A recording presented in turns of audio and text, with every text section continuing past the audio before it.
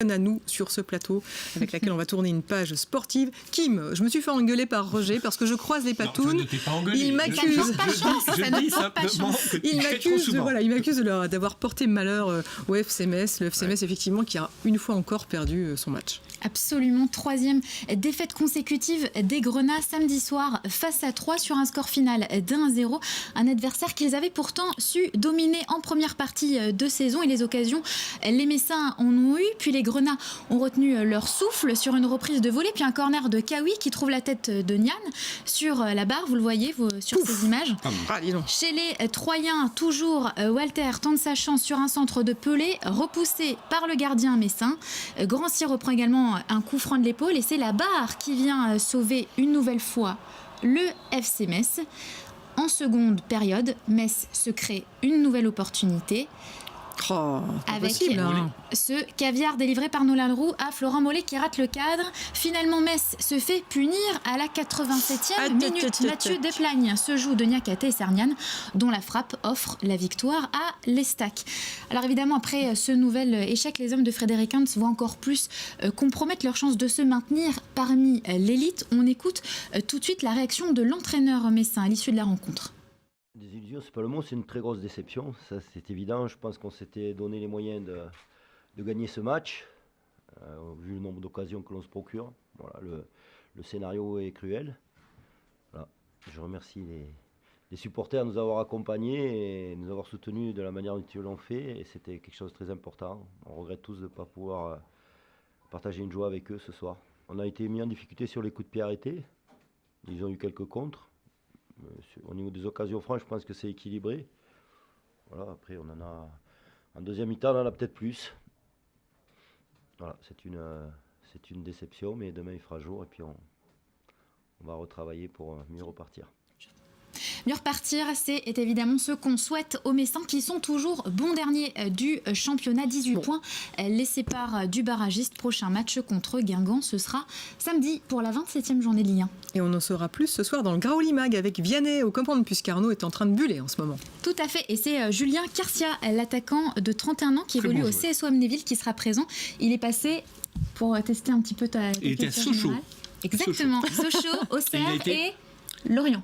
Lorient, oui. C'était un merlu. Et il a été blessé, c'était un merlu, oui. Bien, en tout cas, pour parler football dans le 5-4, à présent, ça ne va guère mieux.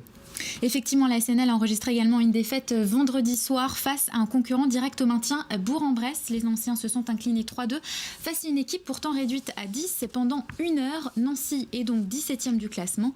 Elle est à 2 points du barragiste. Il faudra un revirement de situation pour que les hommes de Patrick Gabriel ne se retrouvent pas en national la saison prochaine. Ça pourrait faire quand même très mal. Ah oui, ça ferait mal effectivement. Alors on va rester en Meurthe-et-Moselle avec du nouveau côté mercato pour le SLUC Nancy Basket. Absolument, et le club qui vise à un retour tonitruant en Pro A la saison prochaine vient de recruter John Fields.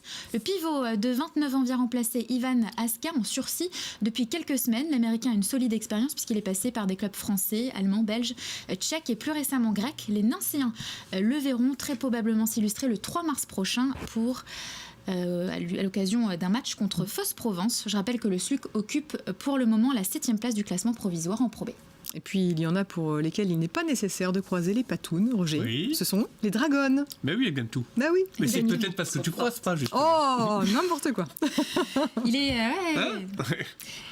filles de Metz handball ont signé leur 18e victoire samedi soir en s'imposant 28-21 sur le terrain de Toulon-Saint-Cyr. Prochain match en Coupe de France mercredi. Les Dragons se déplaceront à Paris. Et puis on va rester à continuer à surfer sur la vague des bonnes nouvelles avec un Vosgien qui a remporté une belle médaille en Corée du Nord. Exact, la France a encore raflé des médailles ce week-end au JO d'hiver de Pyeongchang et sur le podium, un Lorrain Adrien Backscheider, le Vosgien de 25 ans, s'est illustré en relais de ski de fond dimanche. Il termine 3e de la course avec ses 3 coéquipiers tricolores, Jean-Marc Gaillard, Maurice Magnifica et Clément Paris. Je vous propose de revivre un petit peu ces moments de bonheur avec l'arrivée du Vosgien justement et ces images. Bravo, chapeau, ils l'ont fait, ils sont bronzés, on est heureux. Oh le bonheur! Magnifique. Ça c'est une belle médaille, je vous le dis. Du côté des techniciens qui redescendent de la piste, ça serre dans les bras de tous les côtés. Vincent Dutos qui arrive sur le stade. Ah, il l'avait noté vraiment. dans leur carnet depuis des années. Et bien voilà, le relais français fait aujourd'hui partie des très grands relais mondiaux. Et juste pour info, les 2 premières places du podium du relais de ski de fond sont occupées par les Russes, médaillés d'argent, et les Norvégiens qui ont décroché l'or.